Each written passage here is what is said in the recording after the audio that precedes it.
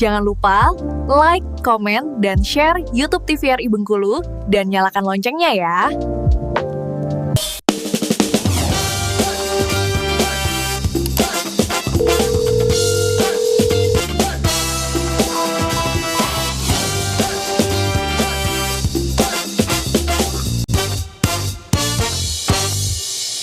Halo sahabat sehat, terima kasih Anda kembali menyaksikan Dokter Kito bersama Kita Sehat dengan tema kita kali ini mengenai bahaya rokok dan juga vape.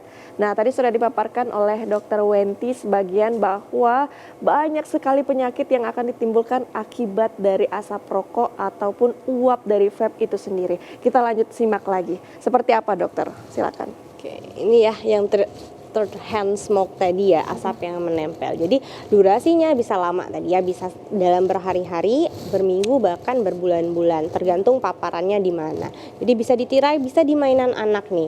Kita paling concern sebenarnya ini di anak-anak ya, karena yang paling sering akan terpapar itu adalah anak-anak. Karena kan mereka kan apalagi yang masih balita ya, yang masih merangkak ya, itu akan lebih banyak bisa terhirup atau terkenanya ya. Bayi dan anak yang merangkak atau memasukkan benda ke mulut beresiko menyerap racun melalui kulit dan mulut. Tidak menutup kemungkinan bisa terjadi keracunan nikotin ya. Karena kalau misalnya terpapar terus-terusan, apalagi orang tuanya yang merokok dekat anak-anak ya, itu kan berbahaya sekali ya. Karena kan kita lihat kayak tirai, mainan, dinding, nyucinya kan nggak tiap hari ya. Kalau baju iya tiap hari. Ya, coba dinding mau dicuci nggak kan? Paling itu dibersihkan, dicatnya paling pas mau lebaran ya kan. Seberbahaya itu ya dok. Mainan anak-anak juga kadang kan mungkin seminggu sekali baru dicuci ya. Oke, ini ya bahaya perokok aktif dan perokok pasif. Yang pertama menyebabkan kerontokan rambut. Ternyata bisa menyebabkan kerontokan rambut loh ya. Karena dari zat-zat kimianya tadi. Tulang lebih mudah patah. Kemudian bisa merusak gigi dan menyebabkan bau mulut yang tidak sedap. Ini sering nih, pasiennya ngeluh sakit gigi terus atau giginya berlobang. Ternyata konsumsi rokoknya bisa sehari berapa batang, berapa bungkus ya. Itu salah satu penyebabnya. Gangguan pada mata, bisa seperti katarak, juga bisa kehilangan pendengaran lebih awal dibanding bukan perokok. Karena tadi tubuh kita terpapar zat-zat kimia, bahkan zat-zat karsinogenik yang tentu saja tidak aman untuk tubuh ya. Kemudian menyebabkan penyakit paru-paru kronis. Ini kalau sudah kena kayak PPOK itu dia bisa sangat sesak sekali ya. Kemudian untuk aktivitas berat udah nggak bisa lagi. Misal naik tangga aja udah mengas ya, udah sesak nafasnya, dan itu harus rutin. Kalau sudah terkena PPOK, pengobatannya harus rutin. Kalau nggak rutin, nanti dampaknya bisa sesak sekali, bahkan tidak bisa melakukan aktivitas sehari-hari ya. Bahkan bisa dirawat di rumah sakit kalau misalnya tidak terkendali PPOK-nya ya. Jangan sampai bisa ke penyakit paru kronis ya. Kemudian menyebabkan stroke dan serangan jantung. Tentu saja ini penyebab rokok adalah penyebab nomor 1 biasanya ya, stroke dan serangan jantung. Selain dari faktor makanan ya. Dan keduanya ini sangat mematikan sekali. Benar sekali. Ini sangat fatal. Jadi kalau kita lihat kasus kejadian stroke atau serangan jantung akhir-akhir ini semakin muda ya. Nah, semakin muda. Dan kalau ditelisik lagi ternyata rata-rata adalah pengguna rokok atau perokok aktif ya. Kenapa sih banyak sekali orang merokok? Karena satu tadi, lingkungan satu ya. Kemudian faktor gaya hidup ya, itu sangat mempengaruhi. Kemudian menyebabkan kanker kulit, juga bisa menyebabkan kemandulan dan impotensi yang kayak udah kita bahas tadi ya, menyebabkan kanker rahim dan bahkan keguguran pada ibu hamil. Oke, langkah lindungi orang tercinta dari asap. Untuk perokok yang masih merokok artinya ya. Jangan merokok atau nge-vape di dalam rumah atau mobil, bahkan saat jendela terbuka. Kenapa? Third hand smoke masih menempel ya. Jadi jangan klaim saya kan merokoknya di luar, nggak apa-apa. Ternyata nempel di mobil, apalagi di mobil ya. Di mobil nyucinya kan nggak sampai dalam ya biasanya, sofa-sofanya nggak dicuci kan, luarnya aja. Kemudian gunakan pakaian khusus saat merokok dan segera ganti sebelum menyentuh bayi atau anak ya. Kemudian cuci tangan dan sikat gigi setelah merokok sebelum berinteraksi dengan anak. Bahkan kita sarankan untuk mandi dulu Pak, atau mandi dulu Bu kalau mau ketemu anaknya ya. Karena itu tadi kasihan kalau anak-anak kecil itu yang menjadi korban dari keegoisan orang tuanya ya. Kemudian pertimbangkan berhenti merokok untuk kesehatan seluruh keluarga ya. Nah ini untuk non perokok, untuk yang kita tidak merokok juga ada tipsnya, kan nggak mungkin kita pasrah aja nih ya. Yang pertama, tegaskan batasan rumah bebas rokok ya, artinya rumah dan sekelilingnya itu kalau ada orang yang merokok atau bertamu, bilang rumah kami bebas rokok, tegaskan seperti itu. Jadi orang yang bertamu pun akan sungkan kalau merokok ya. Kemudian jangan sungkan menegur dengan cara yang baik. Ini penting ya. Kita boleh tidak senang dengan orang yang merokok, tapi usahakan menggunakan attitude yang baik ya, yang sopan. Saya yakin orang yang merokok pun kalau ditegur dengan sopan tentu akan mengerti ya. Kadang-kadang yang jadi masalah, Dok, izin, justru karena kita merasa begitu menghargai, respect begitu ya, jadi sulit gitu untuk sulit menegur malah, itu juga nggak boleh.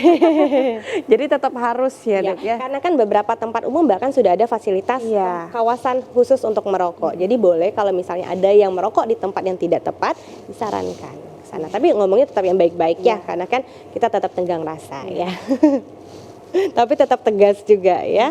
Kemudian gunakan aromaterapi atau ventilasi yang baik dan tanaman penyaring udara di rumah. Ini boleh sebagai opsi ya, supaya sanitasi udara di rumahnya bagus atau terjaga ya. Kemudian pilih tempat umum yang menerapkan zona bebas asap. Ini juga nih, kita non perokok harus benar-benar selektif ya. Misalnya kita lagi mau duduk di mana, di bandara kan ada tempat yang khusus untuk merokok, ada yang tidak merokok ya. Jadi pindahlah ke tempat yang tidak merokok seperti itu. Jadi kalaupun yang punya anak-anak, nah ini sering nih yang punya anak-anak, mama-mamanya Gen Z nih masih mau nongkrong misalnya kan, coffee shop banyak tuh. Pilih tempat yang memang ada untuk kawasan anti rokok. Jadi mau bawa anak-anaknya pun nyaman gitu ya. Jangan malah berbaur dengan yang merokok ya. Oke, langkah pencegahan yang aplikatif bagi diri sendiri untuk perokok ya. Jika masih merokok atau masih nge-vape, buatlah alasan pribadi yang kuat untuk berhenti nih ya. Contoh, ingin sehat demi anak, pasangan, atau hidup lebih lama. Ini biasanya yang masih pacaran, Dok ya, kalau kamu sayang sama aku, kamu harus berhenti ngerokok. Nah sebetulnya siapapun yang mau berhenti ngerokok itu tuh bisa nggak sih, Dok, saat mereka bilang, saya tuh kayaknya nggak bisa deh berhenti ngerokok itu, Dok? Oke. Kalau saya punya slide-nya sebentar, kita lihat agak loncat sedikit ya. Jadi ada slide-nya. Nah ini dari Kemenkes ya, bukan saya sendiri yang buat ya. Jadi ada 3 cara untuk berhenti merokok. Yang pertama adalah seketika, fast. Yang kedua adalah menunda. Yang ketiga adalah mengurangi. Seketika adalah saat itu juga tancapkan ingin berhenti merokok, maka tidak merokok sama sekali. Kalau menunda itu yang gimana, Dok? Jadi sebagai contoh, seorang perokok biasanya merokok setiap hari pada pukul 7 pagi misalnya ya. Maka ini 7 hari ya, 7 hari menunda yang akan menyebabkan berhenti merokok. Jadi yang pertama, hari pertama dia akan menunda rokok menjadi jam 9. Mulai merokoknya jam 9 nih ya. Tapi pada hari kedua mulai merokoknya jam 11 siang. Pada hari ketiga jam 1 siang. Pada hari keempat jam 3 siang. Pada hari kelima jam 5 sore. Pada hari keenam jam 9. Pada hari ketujuh jam 9 malam. Akhirnya nanti pada hari ke-8 dia nggak ngerokok lagi. Karena makin tunda-tunda. Tapi tetap ini harus komitmen dari diri sendiri. Harus konsisten dan harus tegas pada diri sendiri. Ada lagi yang namanya mengurangi. Jadi jumlah rokok yang dihisap setiap hari dikurangi secara berangsur-angsur. Dengan jumlah yang sama sampai 0 batang pada hari ke-7 atau yang ditetapkan. Wah. Nih misalnya ya, dalam sehari-hari seorang perokok menghabiskan 28 batang rokok. Maka dapat direncanakan pengurangan jumlah rokok dalam 7 hari. Yang pertama, pada hari pertama misalnya dia masih merokok 24 batang. Pada hari kedua 20 batang. Pada hari ketiga 16 batang. Pada hari keempat dikurangin menjadi 12 batang. Pada hari kelima jadi 8 batang. Pada hari keenam 4 batang. Pada hari ketujuh jadi 0 batang. Ngomongnya mudah ya. Tapi ini boleh tips ya. Boleh mungkin untuk pemirsa Dokter Kito yang ingin hidup lebih sehat, untuk keluarganya menjadi lebih sehat, boleh ini ditiru contoh-contohnya. Atau bahkan Kemenkes juga ada namanya teleko untuk komunikasi. Misalnya yang ingin konsultasi atau berhenti merokok, boleh dihubungi nomor yang tertera di sini. Boleh di screenshot dulu mungkin untuk pemirsa Dokter Kito kalau ingin curhat sama orang Kemenkes, gimana caranya atau mau minta edukasi lebih rinci lagi bagaimana cara berhenti merokok. Jadi dari pemerintah sendiri sudah sangat memfasilitasi bagaimana pemirsa yang ingin berhenti merokok. Boleh ditelepon di sini bebas pulsa katanya. Bebas Dicoba pulsa, aja ya. gratis banget, bebas konsultasi ya Benar Dok sekali. ya. Baik Dok, semakin menarik, tapi kita harus jeda dulu lagi ya. Pemirsa jangan kemana-mana, tetap bersama kami dalam Dokter Kito, bersama kita sehat.